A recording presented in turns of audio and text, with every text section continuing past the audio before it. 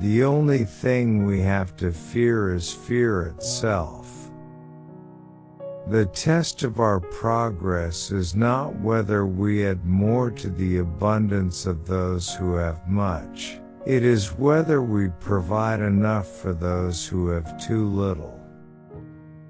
This is preeminently the time to speak the truth, the whole truth, frankly and boldly. Only a foolish optimist can deny the dark realities of the moment. In these days of difficulty, we Americans must and shall choose the path of social justice, the path of faith, the path of hope, and the path of love toward our fellow man.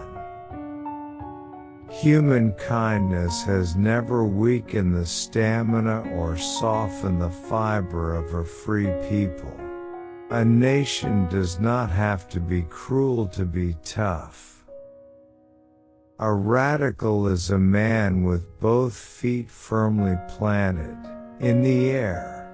A conservative is a man with two perfectly good legs, who, however, has never learned to walk forward. A reactionary is a somnambulist walking backwards. A liberal is a man who uses his legs and hands at the behest of his head. I see 1/3 of a nation ill-housed, ill-clad, ill-nourished. Happiness lies not in the mere possession of money, it lies in the joy of achievement, in the thrill of creative effort. Industrial combination is not wrong in itself. The danger lies in taking government into partnership. Men and nature must work hand in hand.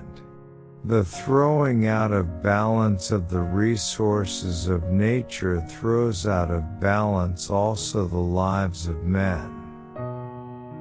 Among American citizens, there should be no forgotten men and no forgotten races. This generation of Americans has a rendezvous with destiny. We must scrupulously guard the civil rights and civil liberties of all our citizens, whatever their background. We must remember that any oppression, any injustice, any hatred, is a wedge designed to attack our civilization. They, who seek to establish systems of government based on the regimentation of all human beings by a handful of individual rulers, call this a new order. It is not new and it is not order. I propose to create a civilian conservation corps to be used in simple work, more important, however, than the material gains will be the moral and spiritual value of such work. I have seen war. I have seen war on land and sea. I have seen blood running from the wounded. I have seen the dead in the mud. I have seen cities destroyed. I have seen children starving. I have seen the agony of mothers and wives. I hate war. Unless the peace that follows recognizes that the whole world is one neighborhood and does justice to the whole human race, the germs of another world war will remain as a constant threat to mankind. We must be the great arsenal of democracy. We have always known that heedless self-interest was bad morals. We know now that it is bad economics.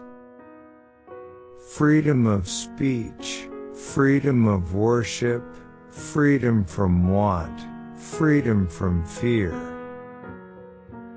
It is time to extend planning to a wider field, in this instance comprehending in one great project many states directly concerned with the basin of one of our greatest rivers. No country, however rich, can afford the waste of its human resources. Demoralization caused by vast unemployment is our greatest extravagance. Morally, it is the greatest menace to our social order. We have faith that future generations will know here, in the middle of the 20th century, there came a time when men of goodwill found a way to unite, and produce, and fight to destroy the forces of ignorance, and intolerance, and slavery, and war. The structure of world peace cannot be the work of one man, or one party, or one nation. It must be a peace which rests on the cooperative effort of the whole world.